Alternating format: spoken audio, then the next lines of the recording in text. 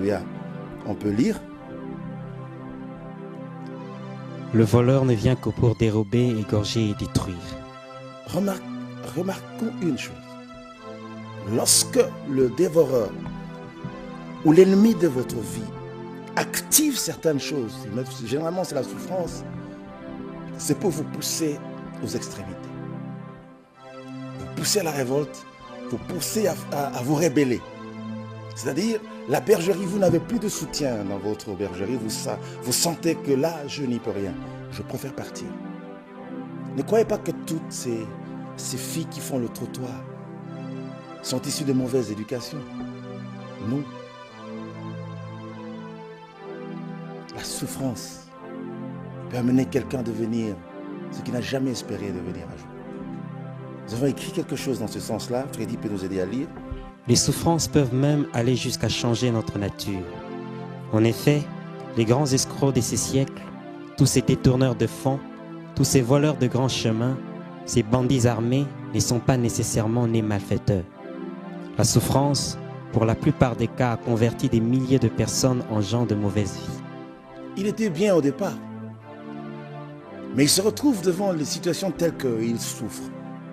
Le cœur commence à être affecté. Et il devient quelqu'un de mauvaise vie. Pas parce qu'il a voulu. Les circonstances l'ont poussé à le devenir. Beaucoup de responsables sont à compter parmi les bergers. Des gens qui devaient mettre les autres dans des conditions telles qu'ils rendent grâce à Dieu pour ce qu'ils sont. Mais en ce moment-là, même l'action des grâces, on ne sait plus l'exprimer. L'intensité de la souffrance peut même annihiler tout, ou bien éteindre la flamme de notre action des grâces. On peut continuer la lecture. La souffrance peut avoir des fâcheuses répercussions aussi sur le plan caractériel. Quelqu'un peut devenir mauvais à cause de la souffrance. Ça, c'est la responsabilité des bergers. Et Dieu, Dieu du ciel, il regarde ce qui se passe. Pas un seul point ne quitte devant ses yeux. Pas un seul geste posé n'échappe à son contrôle. Il regarde toutes choses. Et comme il sait faire chaque chose bonne en son temps, il y a toujours un temps où il laisse, où vous avez l'impression que personne ne vous contrôle, où vous avez l'impression que vous pouvez tout vous permettre. Il y a un temps pour tout. Où vous serez devant votre propre honte et votre propre opprobre. Vous comprendrez, vous allez regretter d'avoir été méchant vis-à-vis de ceux sur qui vous deviez plutôt déverser beaucoup d'amour et beaucoup de compassion. On peut lire. Elle peut rendre un cœur insensible et provoquer un état intérieur désagréable qui rend insupportable. Voyez-vous, quelqu'un qu'on ne sait plus supporter, pas assis. Il n'a pas eu ce qu'il a cherché. On lui a privé de ses droits. Il s'est révolté. Ça crée de la jalousie. Le Seigneur a du travail. Il a trouvé du travail au milieu des hommes. Et parmi les premières œuvres qu'il a réalisées, c'est le travail de berger. Après la bonne nouvelle, c'est le travail de berger. L'Esprit du Seigneur, l'Éternel est sur moi, il m'a oint pour apporter les bonnes nouvelles aux malheureux. Mais pour réparer ceux qui ont les cœurs brisés. Ça, c'est le travail du berger. C'est-à-dire soigner les plaies de nos cœurs, les blessures de nos cœurs. C'est ce qu'on a vu la fois passée, lorsque le berger trouve sa brebis égarée. Il les trouve dans quel état?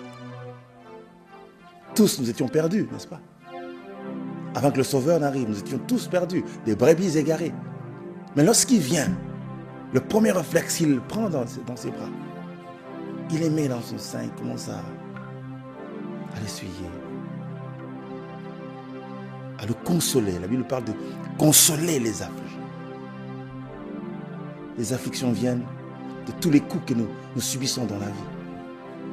Là où vous étiez sûr que ça, c'est mon repos. C'est là que le combat commence. Il y a des gens en qui vous aviez espéré, mais qui vous ont étonné, qui vous ont surpris. Et des blessures ont commencé. Beaucoup d'afflictions. Et quand le bon berger vient, il apporte consolation. Il répare les cœurs brisés. Il apporte la consolation à tous les affligés. Le premier réflexe du bon berger de Jésus-Christ, c'était ce réflexe de berger. Parce qu'il y avait beaucoup de destruction dans le camp de son peuple.